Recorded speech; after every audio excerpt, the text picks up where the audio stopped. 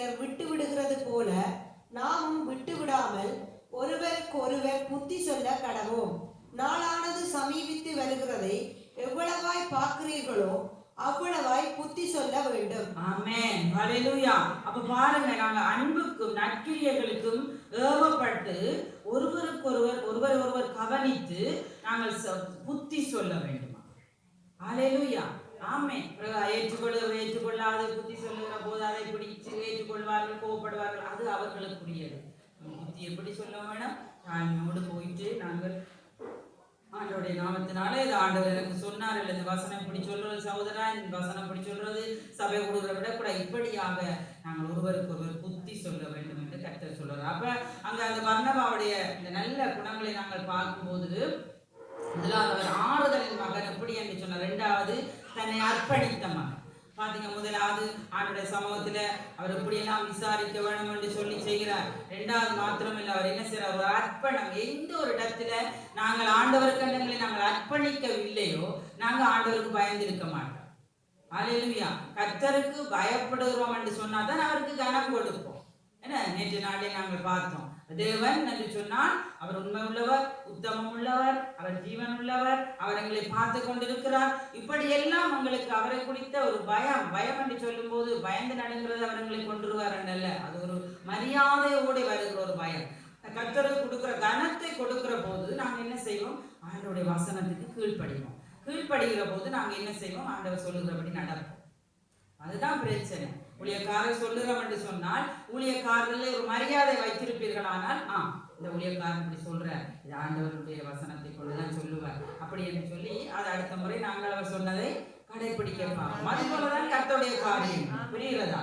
அப்ப நாங்கள் ஒரு தேவ பயத்தோட நாங்கள் இருந்து விட்டால்தான் நாங்கள் எல்லா காரியத்திலையும் கீழ்ப்படிய முடியும். ஆமென். இப்ப பாருங்க, ஆண்டவருடைய காரியங்களில் இப்போ நாங்கள் கூட எதுக்காக ஊழியம் செய்கிறோம்? சேர்ச்ச போட்டுக்குள்ள இருக்கிறோம். எதற்காக? எங்களுக்கு மேல ஒரு அதிகாரம் வேண்டும். ஹல்லேலூயா. ஆமென். அதை கூட சொல்ல மறந்துட்டோம். ஏன்னா 3ஆம் தேதி அவர் வருகிறார். 3ஆம் தேதி மே மாதம் அவர் பெரிய ஊழியக்காரன் இங்கே வந்து உங்களுடைய சமூகத்திலே அவர் வசனத்தை கொடுப்பார். அந்த நாளிலே எல்லாரும் அவர்களை நீங்கள் சந்திக்கலாம். ஏன் நாங்கள் அவர்களுக்கு கீழே இருக்கிறோம் என்று சொன்னால், நாங்கள் உத்தமமாய் உண்மையாய் இருக்க வேண்டும் என்று சொன்னால் எங்களுக்கு மேலே ஒரு அதிகாரி வேண்டும்.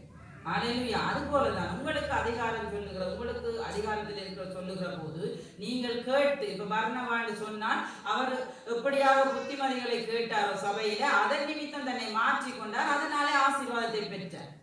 ஹல்லேலூயா. கரங்களை தட்டி நன்றி சொல்லுவோம். ஆமென். கர்த்தர் நல்லவர். ஆமென். ஹல்லேலூயா. ஹல்லேலூயா. ஹல்லேலூயா.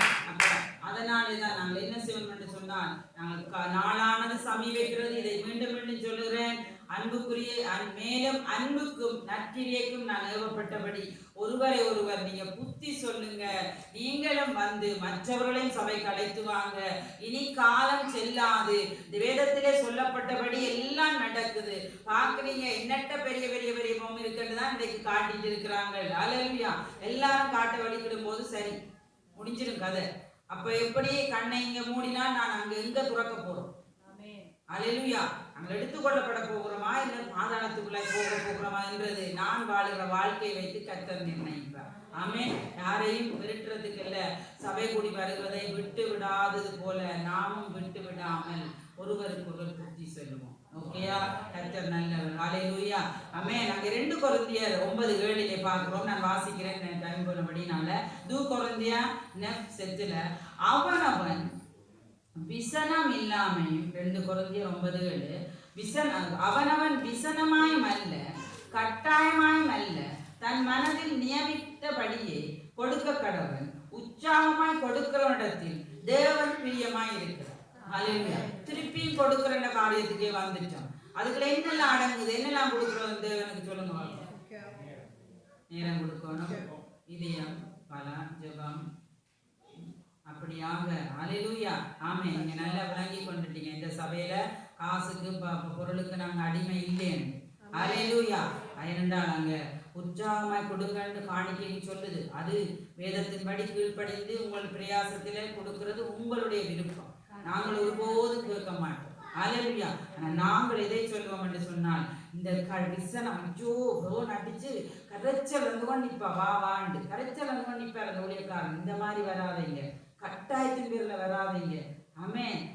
மனதில் நியமிக்கப்படி கொடுக்க வராதீங்க, உற்சாகமை விருப்பத்தோட.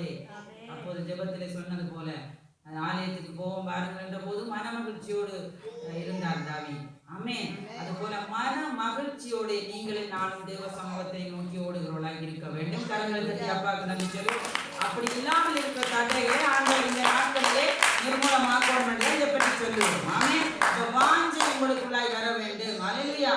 ஆமென். அப்ப எவ்வளவுக்கு சபை பிள்ளைகள் சபையை நேசிக்கிறார்களோ அவ்வளவுக்கு சபையில வளர்ச்சி வரும்.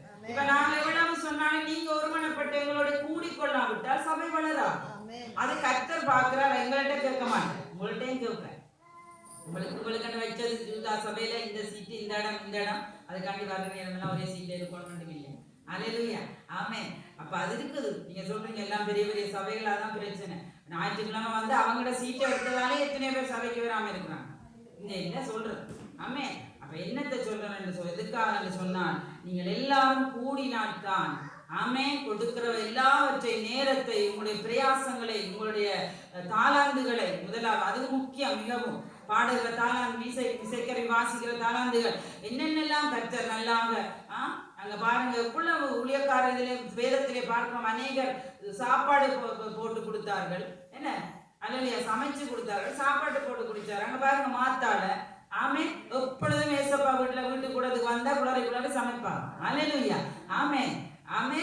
கஷ்டப்பட்டு நிமித்தம் ஆண்டவர் நான் கூப்பிட்டு விளங்கப்படுத்துறேன், நல்ல பங்கை நிறைய தெரிஞ்சு கொண்டான்னு சொல்றேன். ஆனா அந்த கூட்டம் முடிஞ்சதும் எல்லாரும் பசியாக்குறது யாரும் மாட்டார். ஆமே. இப்ப மாத்தாள்களாய் மாறுவோம் நாங்கள். அல்லேலூயா. ஆமே. நல்ல சாப்பாடு போட்டு எங்களுக்கு தரணும் நீங்க. அல்லேலூயா. ஆமே. அல்லேலூயா. கர்த்தர் நல்லவர். அங்க அப்போஸ்தலர் புத்தகம் 9:26 பார்ப்போம். ஏனென்று சொன்னால் அதில் இன்னொரு காரியத்தை நம்ம அங்கே செய்கிறார் என்று பார்த்து நாங்கள் பார்ப்போம். Acte 9:26. Acte chapitre 9 verset 26. Lorsqu'il se rendit à Jérusalem, Saul tâcha de se joindre à eux, mais tout le craignaient, ne croyant pas qu'il fût un disciple. Amen. Saul எருசலேமுக்கு வந்து சீசருடனே சேர்ந்து கொள்ள பார்த்தான். அவர்கள் அவனை சீசன் என்று நம்பாமல் எல்லோரும் அவனுக்கு பயந்திருந்தார்கள்.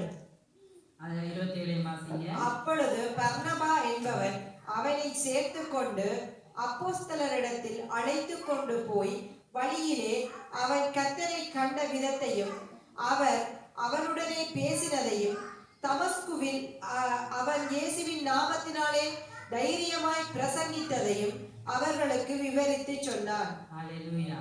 ஆமென். என்னத்தை இதை பார்க்கிறோம் என்று சொன்னால் சவுலா இருந்த சவுல் வந்து பவுலாக மாற்றமடைகிறதுக்கு முன்பதாக அவர் செய்த அட்டூழியங்கள் கிறிஸ்தவர்களுக்கு விரோதமாக அவர் மிகவும் பொல்லாதவராய் இருந்தார். ஆமென்.